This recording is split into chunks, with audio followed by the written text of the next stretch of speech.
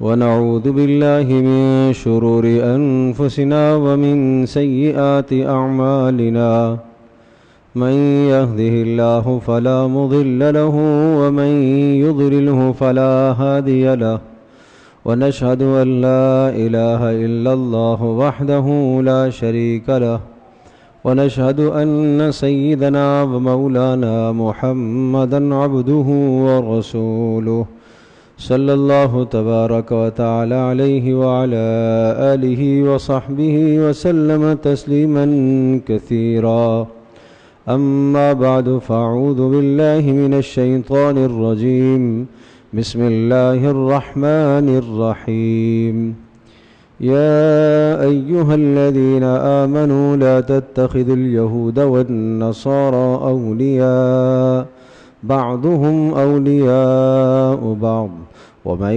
يتولهم منكم فإنه منهم إن الله لا يهدي القوم الظالمين صدق الله مولانا العظيم رب اشرح لي صدري ويسر لي أمري واحلل عقدة من لساني يفقه قولي اللهم صل على محمد وعلى آل محمد كما صليت على إبراهيم وعلى آل إبراهيم إنك حميد مجيد اللهم بارك على محمد وعلى آل محمد كما باركت على إبراهيم وعلى آل إبراهيم إنك حميد مجيد گرامی قدر حاضرین و سامعین، اللہ تبارک و تعالی نے انسانوں کی ہدایت اور رہبری اور رہنمائی کے لیے انبیاء علیہم السلام کا سلسلہ جاری فرمایا۔ یہ انسان اپنے پاک پروردگار سے، اپنے رب سے، اپنے اللہ سے کیسے جڑ جائے، کیا اعمال اس کی زندگی میں زندہ ہوں اور جن اعمال کی بدولت اس کا اپنے رب سے تعلق قائم ہو جائے، اس کے لیے اللہ پاک نے آسمان سے کتابوں کو نازل فرمایا۔ اور صرف کتابوں کو نازل نہیں فرمایا بلکہ ان کتابوں کو سمجھانے کے لیے اللہ نے انبیاء علیہم السلام کو بھی منتخب فرمایا، اپنے خاص برگزیدہ بندوں کو اللہ نے چنا۔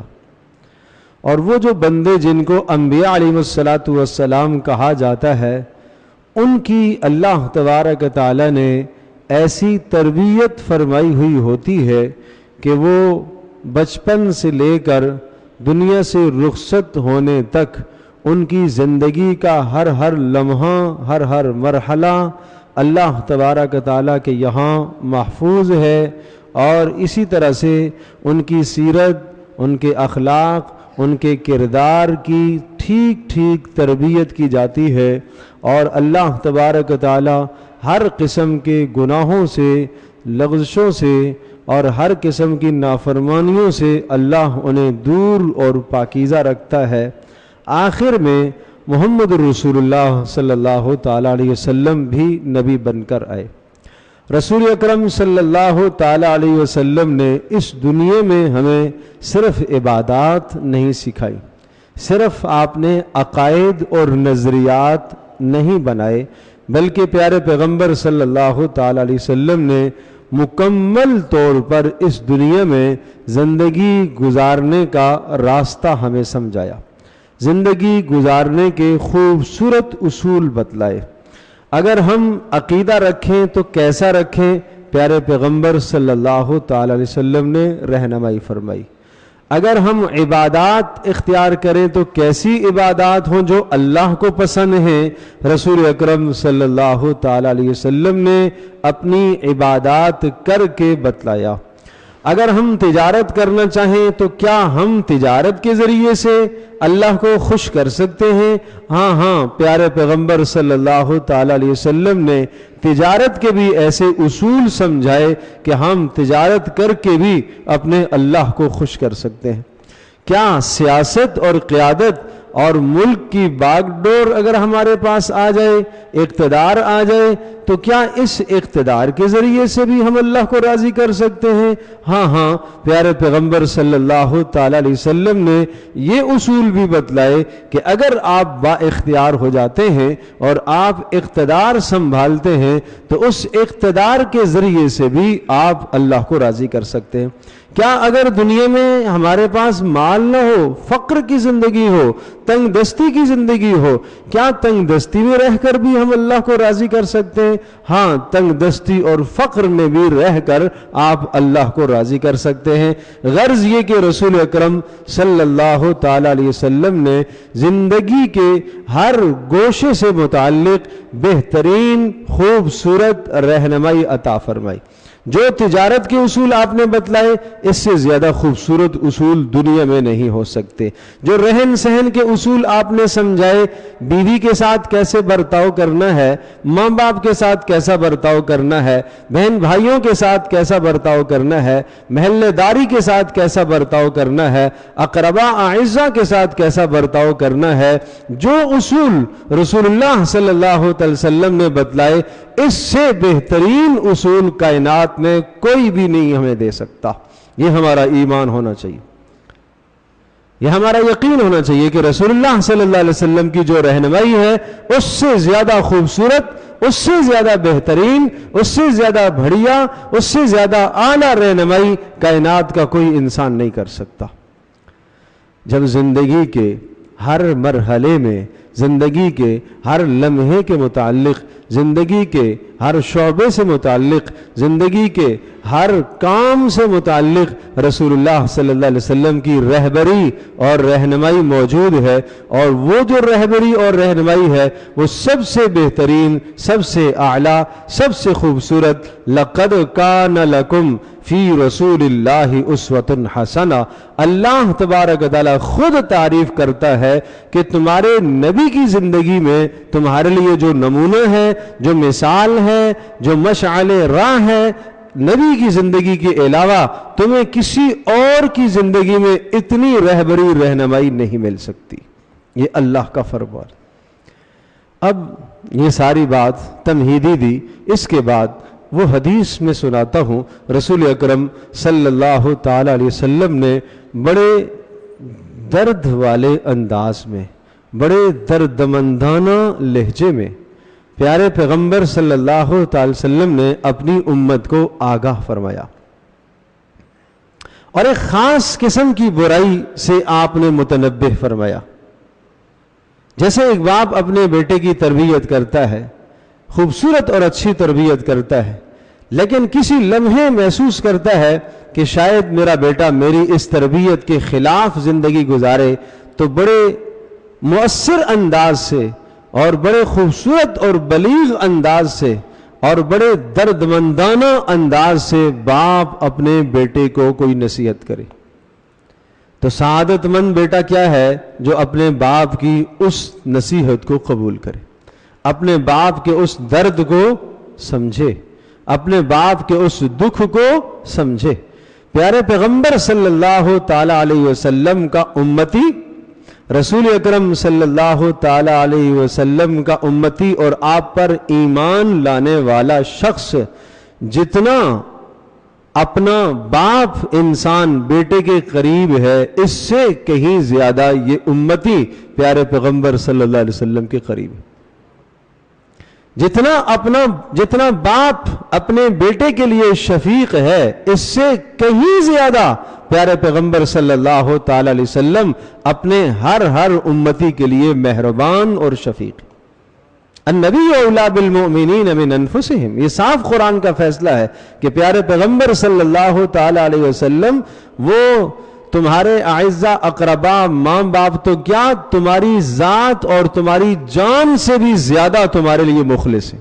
تم اپنی جان کے لیے اتنے مخلص نہیں ہو جتنے تمہارے نبی تمہارے لیے مخلص ہیں۔ تو اب اندازہ کیجئے کہ کس درد کے ساتھ اور کس محبت کے ساتھ اور کس انداز سے پیارے پیغمبر صلی اللہ علیہ وسلم نے اپنی امت کو متنبہ فرمایا۔ اور ہم دیکھیں کہ کہیں ہم کوتاہی تو نہیں کر رہے، ہم کمی تو نہیں کر رہے۔ کیا فرمایا؟ لَتَتَّبِعُنَّ سُنَنَ مَنْ قَبْلَكُمْ شِبْرًا بِشِبْرٍ وَذِرَاعًا بِذِرَاعٍ حَتَّى لَوْ سَلَكُوا جُحْرَ ضَبٍّ لَسَلَكْتُمُوهُ۔ ارشاد فرمایا، حضرت ابو سعید خدری رضی اللہ تعالی عنہ اس روایت کے راوی ہیں، بخاری شریف کی یہ روایت ہے۔ ارشاد فرمایا کہ تم اپنے سے پہلے لوگوں کے نقش قدم پر چلنے لگ جاؤ گے۔ ایک زمانہ آئے گا تم میرے نقش قدم چھوڑ دو گے، تمہیں میرے تجارت کے بتلائے ہوئے اصول اچھے نہیں لگیں گے، میرا دیا ہوا معاشرہ تمہیں اچھا نہیں لگے گا، میں نے جو طرز زندگی کے اصول سمجھائے یہ اصول تمہیں بہترین نہیں لگیں گے۔ کتنے دکھ سے، کتنے درد سے یہ بات ارشاد فرمائے کہ ایک زمانہ آئے گا کہ تمہیں میری باتیں، میری سنت، میری پیروی، میری اتباع اچھی نہیں لگے گی۔ رکاوٹ کیا آ جائے گی؟ خاندان۔ رکاوٹ کیا ہے؟ رواج۔ رکاوٹ کیا ہے؟ تجدد، جدت پسندی۔ ارے چھوڑو، وہ تو پرانی بات ہے، جدید دور آ گیا نا۔ جدید دور تمہارے لیے رکاوٹ بنے گا، جدت تمہارے لیے رکاوٹ بنے گی، اور قوم اور برادری اور قبیلہ تمہارے لیے رکاوٹ بنے گا۔ لیکن آگاہی دی ہے کہ تمہیں اپنی قوم، اپنے قبیلے، اپنے کنبے، اپنی رسم و رواج کو میرے دین کے مقابلے میں نہیں لے کر آنا ہے، تم نے میری سنت کو لینا ہے۔ لَتَتَّبِعُنَّ سُنَنَ مَنْ قَبْلَكُمْ، تم مجھ سے پہلوں کے طریقے، حالانکہ وہ تو بہت پرانے ہیں بھائی، تم جدت ہی چاہتے ہو تو میں تو تمہارا رسول ہوں، نبی ہوں، تم پچھلوں کے طریقوں پر چلو گے۔ سنن من قبلکم شبرن و شبرن، فرمایا بالش ایک ایک بالش جیسے برابر ہوتی ہے اس طرح سے تم برابر برابر چلو گے۔ ذراعن بذراعن، قدم بقدم ان کے پیچھے چلو گے، جہاں وہ قدم رکھے گا تم بھی رکھو گے۔ اور مثال دی آگے اس امتی کی اور اپنے امتی کے حالت کی آپ نے مثال دی۔ ارشاد فرمایا حتی لو دخلوا جحر ضب لدخلتموہ، گزشتہ امتوں کا کوئی آدمی، گزشتہ دین پر چلنے والا کوئی آدمی اگر کسی جانور کی بل میں گھسنے کی کوشش کرے گا تو میری امت کا آدمی بھی اس کی اتباع اور پیروی کرتے ہوئے اس کے پیچھے وہاں گھسنے کی کوشش کرے۔ یہاں آپ نے نام لیا ایک جانور کا، ضب، جس کو اردو میں گو کہتے ہیں، فارسی میں سوسمار کہتے ہیں۔ چھپلی کی شکل کا جانور ہے لیکن ذرا بڑا ہوتا ہے، اور عرب اس کا شکار کیا کرتے تھے اور یہ بڑا ان کے محبوب تھا۔ تو اس جانور کی خصوصیت یہ ہے، یہ زمین پر رینگتا ہے سانپ اور بچھو کی طرح، اور یہ ہر مشکل سے مشکل بھل میں گھستا ہے، مشکل سے مشکل سوراخ میں گھس جاتا ہے، اور یہ انجام نہیں دیکھتا کہ آگے اس گھسنے کے بعد انجام کیا ہوگا، کہیں میں پھنس تو نہیں جاؤں گا، یہ اس کو نہیں دیکھتا۔ تو آپ نے اسی کی مثال دے کر ارشاد فرمایا کہ اگر ایک آدمی اس گو کے بل میں گھسنے کی کوشش کرے گا، اب ظاہر ہے اس گو کے بل میں جو گھستا ہے تو وہ کوئی عقل مند آدمی ہے، وہ کوئی دانا آدمی ہے، وہ کوئی سمجھدار آدمی ہے، وہ یہ نہیں جانتا کہ اندر اس سوراخ کے اندر جانے کے بعد میرے ساتھ کیا ہونے والا ہے۔ کیوں؟ اس لیے کہ اس کو اس دنیا کی خواہش نے، دنیا کی لالچ نے، دنیا کی ہرس نے ایسا تباہ کر دیا کہ وہ انجام کو نہیں سوچتا کہ نتیجہ کیا نہیں ہوگا۔ فرمایا اگر کوئی آدمی اس طرح سے اس گو کے بل میں گھسے تو لَسَلَكْتُمُوهُ، تم بھی پیچھے گھسنے کی کوشش کرو گے، لَدَخَلْتُمُوهُ، تم بھی داخل ہونے کی کوشش کرے گے۔ اور پوچھا گیا اللہ کے رسول کس کی طرف آپ اشارہ فرما رہے ہیں؟ کیا ہم یہود و نصارہ کے پیچھے چلیں گے؟ اس کی طرف تو آپ اشارہ نہیں کر رہے کہ سنن من قبلکم، آپ سے پہلے، اس امت سے پہلے تو یہود و نصارہ گزرے، ان کی امتیں. تو رسول اللہ صلی اللہ علیہ وسلم نے ارشاد فرمایا ہاں وہ نہیں تو اور کون؟ مانا یہ کہ اسی کی طرف تو میں اشارہ کر رہا ہوں کہ تم ان کے پیچھے چلنے کی کوشش کرو گے. حضرت مولانا اشرف علی تھانوی رحمۃ اللہ علیہ نے ایک مثال ذکر فرمائی.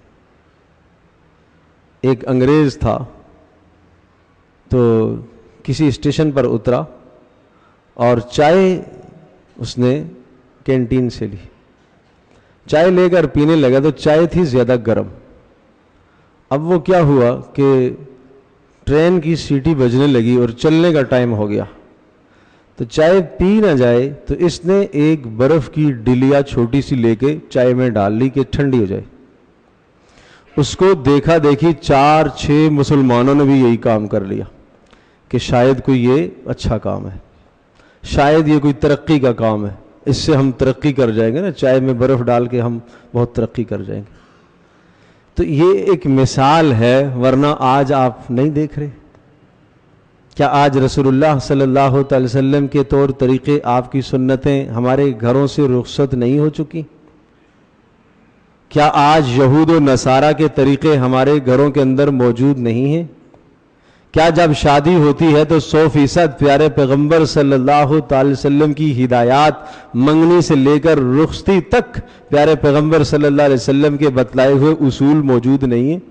لیکن پھر بھی ہم کیا کہتے ہیں, کیا کریں جی, خاندان تو ہے نا, ناک تو نہیں کٹوانی, دین بھی ہے لیکن دنیا بھی تو ہے. یہ شیطانی دھوکہ ہے, دین بھی ہے دنیا بھی ہے. یہ کیا ہے؟ یہ شیطانی دھوکہ ہے. یہ اپنے آپ کو مطمئن کر لیتے ہو یہ بات کہہ کر کہ دین بھی ہے دنیا بھی ہے. پیارے پیغمبر صلی اللہ علیہ وسلم وہ خوبصورت دین لے کر آئے جس دین میں دنیا کے ساتھ ٹکراؤ نہیں ہے. نہیں ہے ٹکراؤ دنیا کے ساتھ.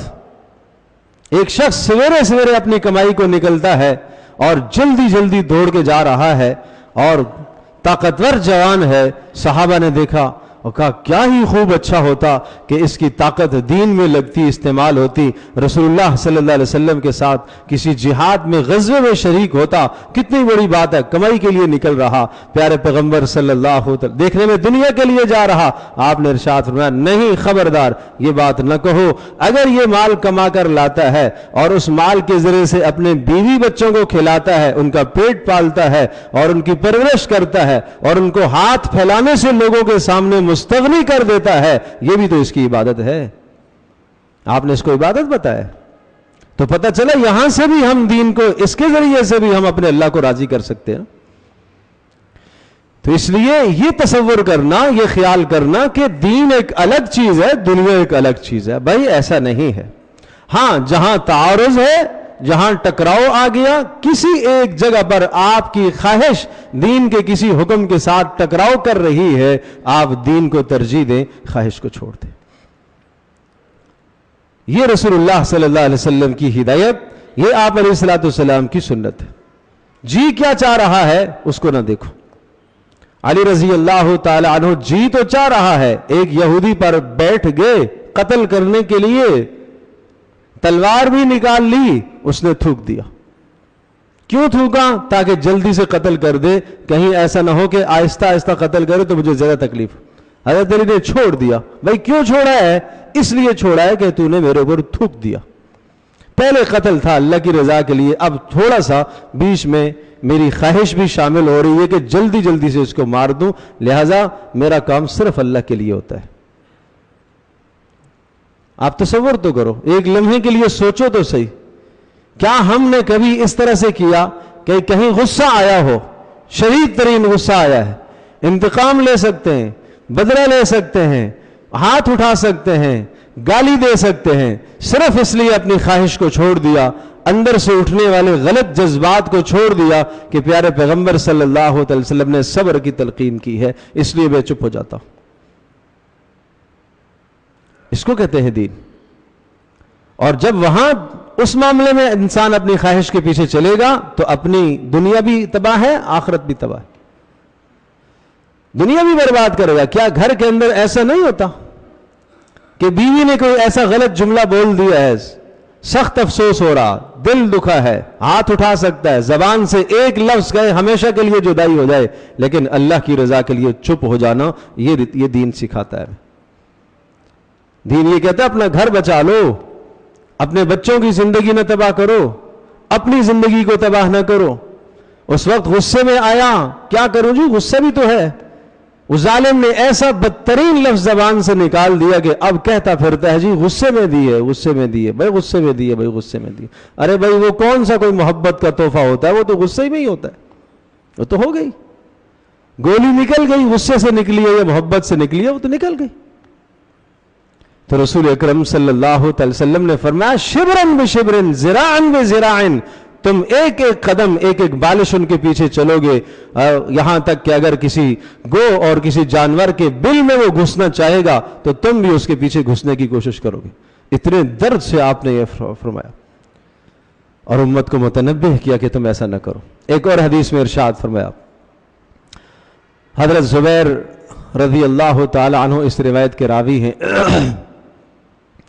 جس میں حضرت صلی اللہ تعالی وسلم نے ارشاد فرمایا دب الیکم داء من قبلکم، کہ تمہاری طرف گزشتہ امتوں کی اخلاقی برائیاں رینگ کر، جیسے سانپ اور بچھو آہستہ آہستہ رینگتے رینگتے آ جاتے ہیں اور تمہیں ڈھنس لیتے ہیں، اس طرح سے گزشتہ امتوں کی اخلاقی برائیاں تمہارے اندر پیدا ہو جائیں گی اور وہ تمہارے معاشرے کو تباہ کر دے گی۔ جیسے سانپ ڈھستا ہے، بچھو زہریلا ڈھستا ہے تو انسان کی زندگی تباہ ہے، اسی طرح سے یہ بیماریاں، یہ اخلاقی برائیاں، یہ تمہیں ایسا ڈھسے گی، تمہارے معاشرے کو جکڑ لیں گی،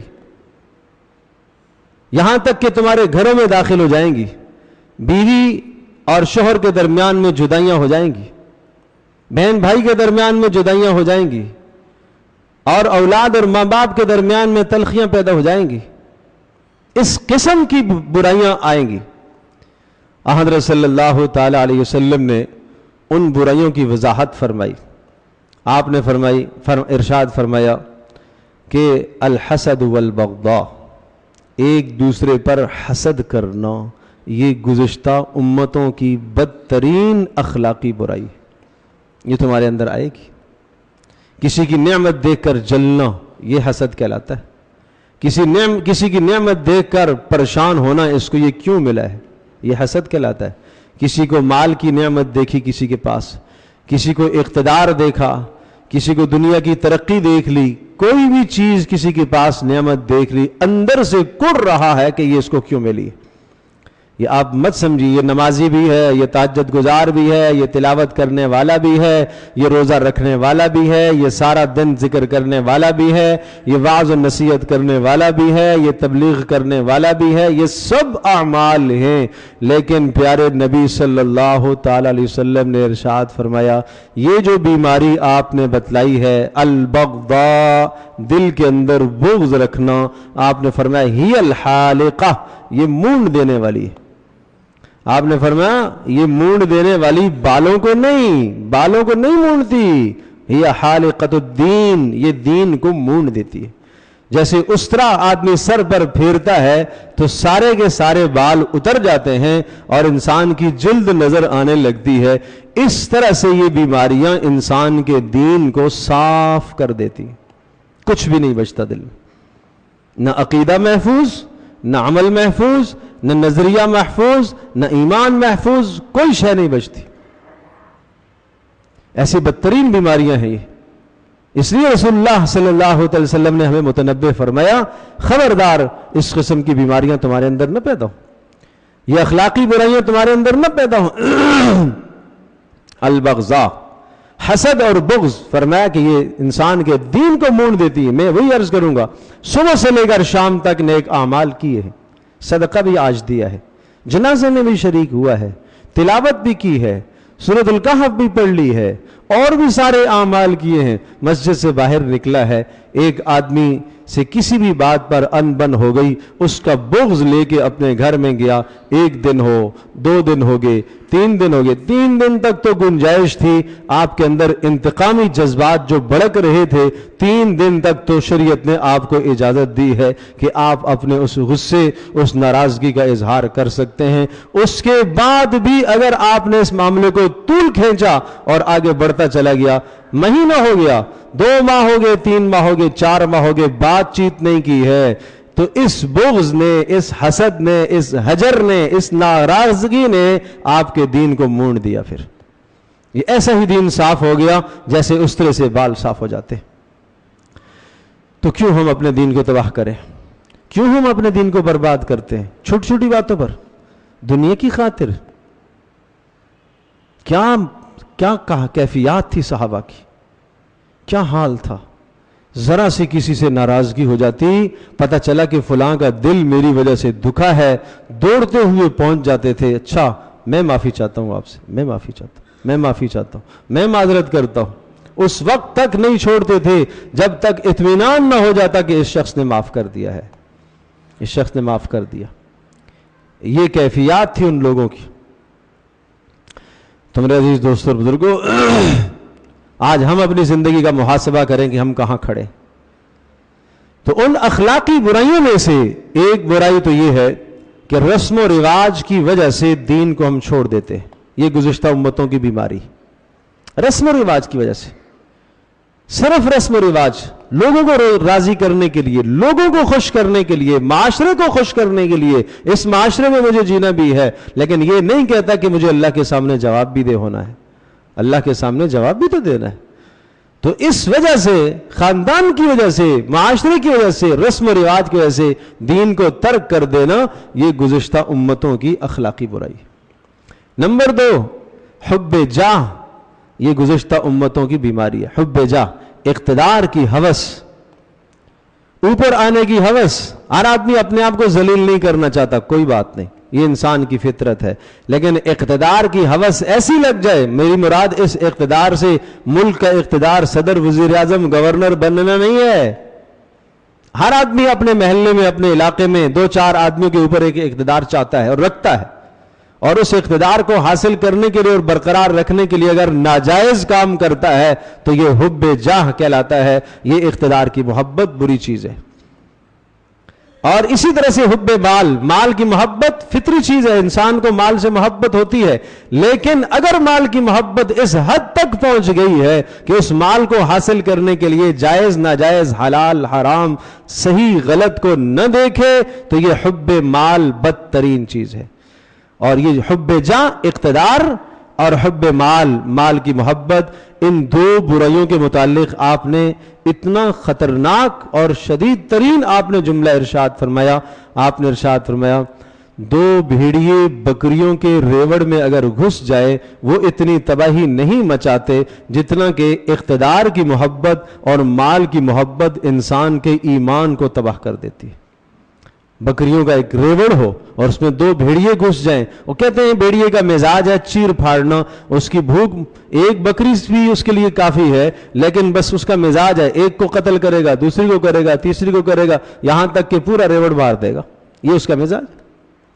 اسی طرح سے اس کو پتہ ہے یہ مال میرے لیے کافی ہے، یہ جو کماتا ہوں میرے لیے کافی ہے، کفایت کر رہا ہے، گھر کی گزر بسر ہو رہی ہے، لیکن ہوس اتنی آئی ہوئی ہے کہ اس ہوس کو، اس ہرس کو پورا کرنے کے لیے حرام کام بھی کرتا ہے، اس ہرس کو پورا کرنے کے لیے فرض بھی چھوڑتا ہے، اس ہرس کو پورا کرنے کے لیے ناجائز راستے بھی اختیار کرتا ہے، اس ہرس اور ہوس کو پورا کرنے کے لیے سود بھی لیتا ہے اور رشوت بھی لیتا ہے۔ تو مطلب یہ کہ یہ مال کی محبت اتنی آ گئی کہ جو اس کے ایمان کے لیے زہر ہے، زہر، اور اس کے ایمان کے لیے اتنی خطرناک کہ جتنا بھیڑیا بکریوں کے ریوڑ کے لیے خطرناک نہیں۔ یہ رسول اللہ صلی اللہ علیہ وسلم کی بات کہہ رہا ہوں، اپنی طرف سے نہیں بتا رہا۔ تو یہ بھی بہت بری چیز ہے۔ تو میں نے عرض کیا، ایک تو رسم و رواج کی وجہ سے دین کو چھوڑ دینا، دوسرا حب مال، تیسرا حب جاہ، اقتدار کی محبت، اور چوتھا حسد، کہ کہ کسی کی نعمت دیکھ کر جلنا اندر سے، اور پانچواں بغض کہ دل کے اندر نفرت پالے ہوئے ہے، سال ہا سال ہو گئے، مہینوں کے مہینے گزر گئے، ناراض ہی ناراض چل رہا ہے، بغض اندر بھرا ہوا ہے۔ سامنے سے یوں آیا، راستہ کٹ گیا۔ سامنے سے ایک آدمی آ رہا ہے جس سے مزاج آپ کا نہیں ملتا، منہ ادھر کر لیتا ہے، اس کو سلام نہیں کرنا چاہتا، اس سے بات نہیں کرنا چاہتا، جان چھڑانے کی کوشش کرتا ہے، اپنے آپ کو یوں مشغول ادھر کر دیتا ہے تاکہ اس کو پتہ چلے کہ میں نے دیکھا ہی نہیں تمہیں۔ ارے بھائی، اس نے تو نہیں دیکھا، اللہ تو دیکھ رہا ہے، اللہ تو دیکھ رہا ہے۔ یہ فرشتے جو آپ کے دائیں بائیں ہیں، یہ آپ کی ایک ایک حرکت کو نوٹ تو کر رہے ہیں، یا آپ کے اپنے اعضاء کے اندر اپنی حرکات نوٹ تو ہو رہی ہیں کہ فلاں موقع پر ایک مسلمان سامنے سے آیا تھا اور اس مسلمان کے دل میں لا الہ الا اللہ محمد رسول اللہ کا کلمہ موجود تھا، اس نے اپنے مسلمان بھائی سے منہ پھیر لیا تھا۔ یہ اللہ کے یہاں کیا جواب دو گے؟ تو اس لیے آپ نے ارشاد فرمایا کہ گزشتہ امتوں کی یہ اخلاقی برائیاں اور تباہیاں تمہارے اندر پھیل جائیں گی، ان میں سے 5 تباہیوں کا میں نے تذکرہ کیا ہے جو انسان کے دین کو تباہ اور برباد کرنے والی ہیں۔ اللہ پاک میری بھی اور آپ کی، ہم سب کی اور پوری امت مسلمہ کی ان برائیوں سے حفاظت فرمائے، اور رسول اکرم صلی اللہ تعالی وسلم کی ایک ایک پیروی، ایک ایک سنت پر ہم سب کو اللہ پاک چلنے کی توفیق عطا فرمائے۔ وآخر دعوانا الحمدللہ رب العالمین۔